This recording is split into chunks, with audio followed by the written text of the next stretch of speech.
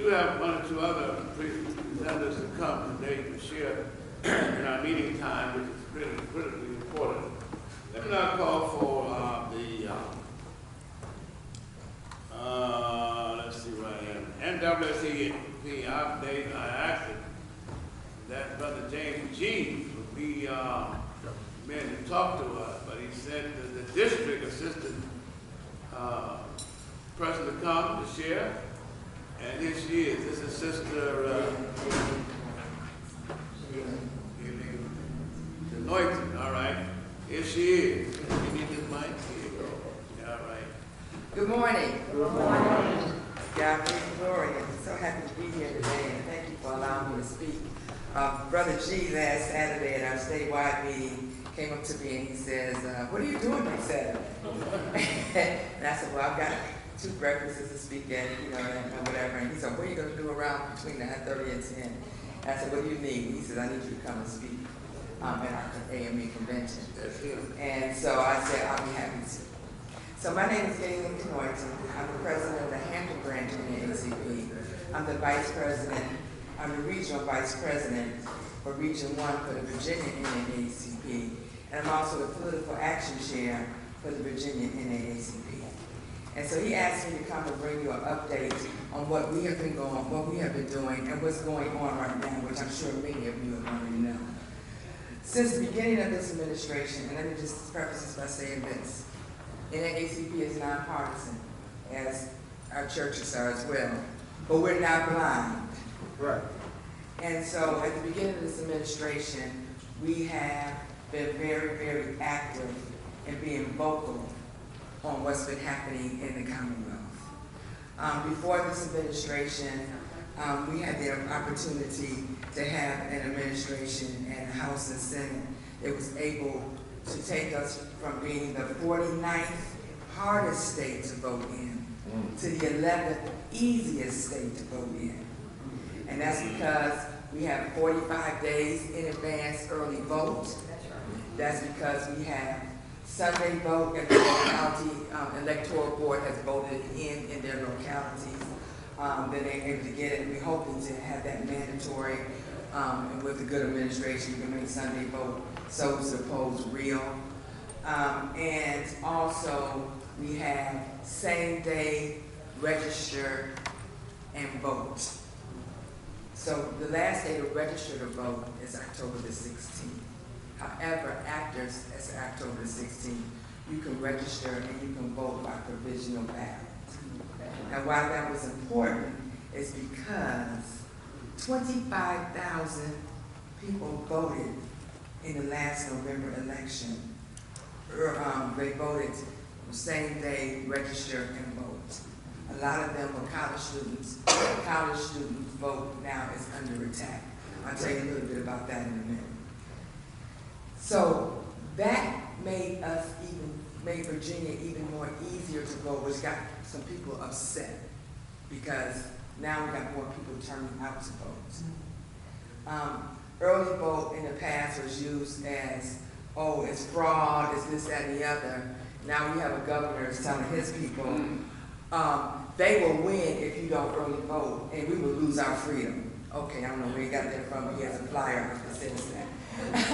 So now he's pushing early vote. I do want to tell you this about absentee voting and mail-in voting. You got to make sure that you have your last 4 digits of your Social Security number, and you make sure that you have your year of your birth that's on there too. Make sure you read the instructions on mail-in absentee.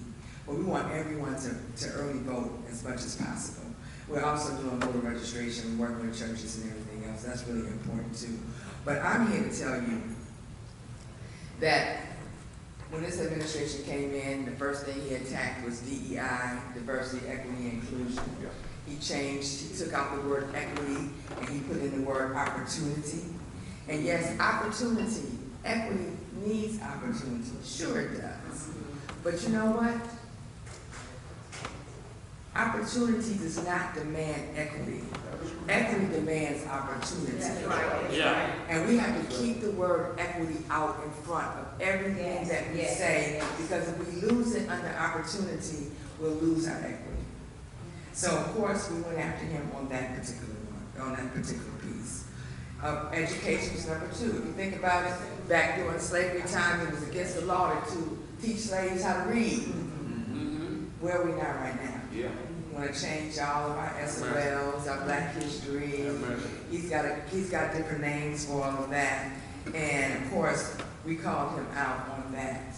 Now, Senator Yvonne Miller carried the restoration of rights for a lot of years before she passed, trying to get that into the Constitution, to have automatic restoration of rights.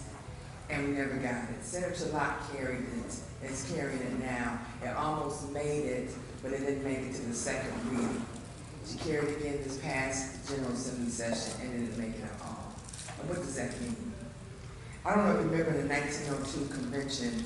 It was when all the delegates came together in Virginia and they decided they didn't want Black men to vote. And that's they said if you keep them incarcerated, they won't vote. When they come out, they'll take their rights away when they cannot vote. Because that's where the restoration rights really have started for the Genesis. If you go back and look at the genesis of how the restoration rights have started from the denying of voting. We have picked up that mantle and supported Senator Locke with this constitutional amendment. Now, Governor McDonald, who was Republican governor in 2011, he started changing the restoration of rights where he made it a little easier for people to get their rights back. Then Governor McCullough came in and he did well over 200,000, maybe I think it's like 400,000. He restored the rights of people to vote. And they made him sign every one of the people who applied for it, and he did it. And then Governor Norley came in and he made it easier. Now this governor that came back, Governor Youngkin has rolled it back and made it harder. He has not told us that his criteria. We have sent many FOIA requests, and he still has not told us of his criteria on why he's making it harder for people to get their rights restored. So stay tuned. There's going to be more to come on this one. But you remember back when after Governor Youngkin was elected, and then his last election, there were a lot of voter registration forms that were not transferred over to the Department of Election. They were held up in DMV. And so we did a FOIA request, and Myera's Attorney General charged us $19,000 for the FOIA request. And we paid it. Because he thought he was just going to send us away, and we paid it. And we asked for billable hours and everything. They ended up giving us $12,000 back. Yeah.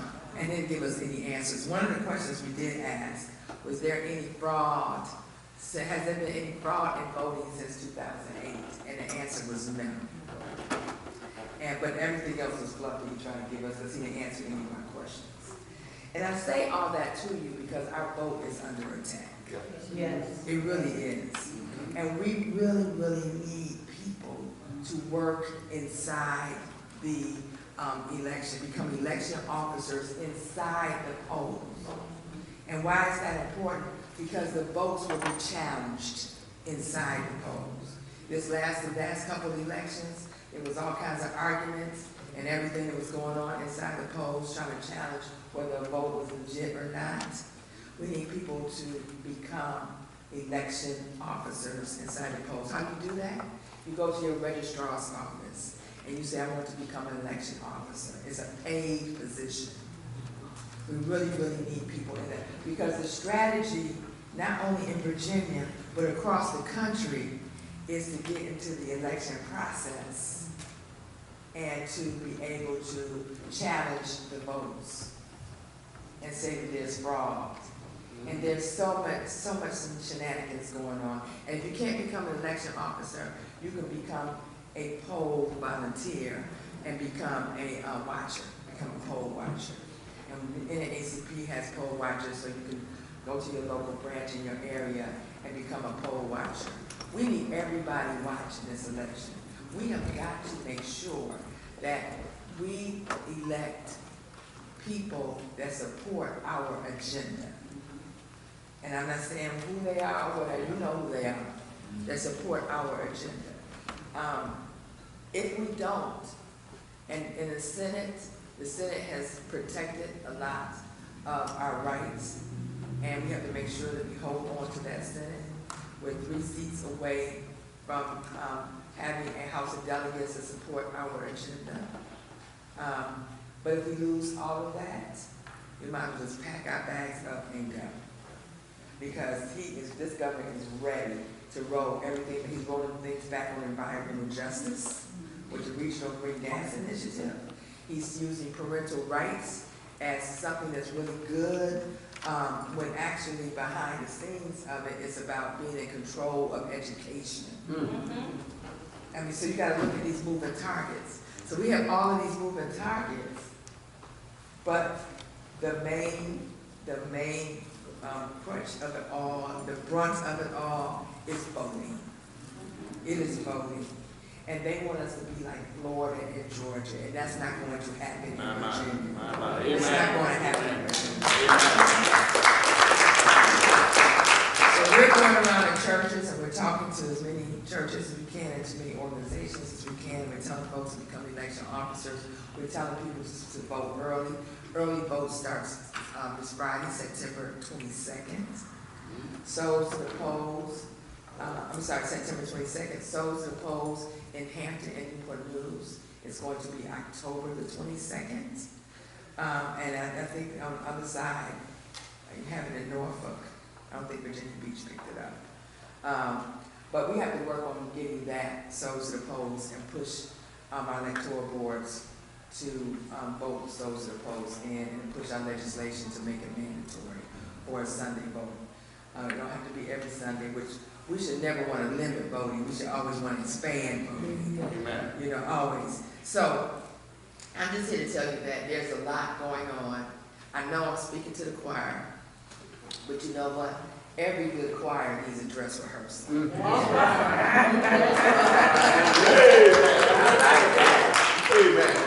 Yeah, so I just wanted to share that with you. If you don't know who your local branch president is or not connected with them, I'm easy to reach and easy to find. And I can connect you with them as well. Please get involved with your local branch. We have a lot of events that's going to be coming up but around this voting. But get out to vote. It's going to be so important. We can register people to vote. We need to register people to vote. But registering people to vote means nothing if you don't get them out to register. You know, so we want to make sure we do that and pay attention. And as I tell all my branch presidents, you know, I don't read the newspaper anymore, but I do get a digital subscription. So it pops up on my phone. It's cheap, it's easy, and it keeps you in tune of what's going on in your city and what's going on in your state and everything as well, because it's so many moving targets that's going on right now. And there's so many moving targets. This governor he is trying to be president, and he's trying to turn Virginia around in his favor, in his party's favor, instead of being for the good of the order for all people. And we don't have time to go back. We need to move forward. And as I tell our young people, and I said, you know, you're not our future. You're our right now.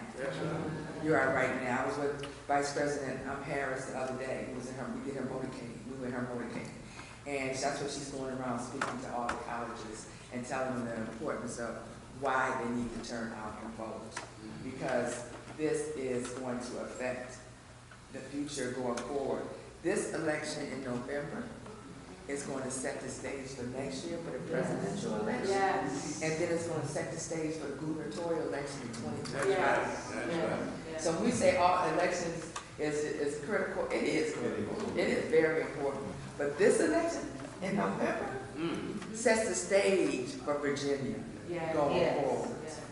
You know, so thank you so much for allowing. Oh, sure. What were the primary considerations that swung the gubernatorial election last time? What was the weak point, I guess, for the Democratic Party in that sense? I think that when the CRT critical race theory came out, it it woke up a lot of folks on that side, you know. The critical, they were able to use that as a arm to educate folks in terms that something that wasn't true, but they're very good about taking a misnomer and turning it into something to make it. If you say it over and over again, everybody's got to believe it, right? That was not responded to. It should have been responded to. Has it been responded to? Well, we have on our side, we have done seminars, webinars, educated our branches on what the critical race theory it really is. It does not apply to kids in school or anything like that. It's a law school. It's taught in law school. It's not anything that's in grade school. But it even goes deeper than that. He's using parental, he's doing parental rights. He's using that. Of course, we all want to be in control of our children. But you know, my son is 26, should be 26 next month, although I'm only 30. But he'll be 26 next month. And as I tell, when I talk to parents, I'm like, I gave him a certain amount of autonomy to a certain degree. But when I went to meetings with teachers, I brought him with me. We worked together on this. It wasn't just everything that I said. We worked together. Although I was in control, but it's not that it was not parental right that I put it out front. He's using it as something good for something that's not for us in the long run, if you think about it. Because we want to put more money in charter schools.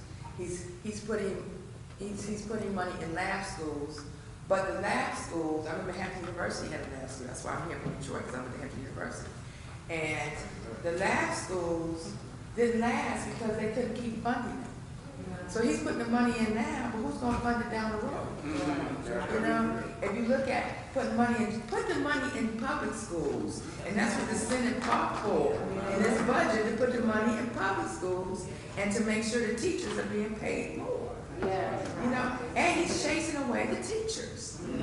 So the teachers are leaving because they feel like they're being harassed. They don't know what to teach, so they can put their people in.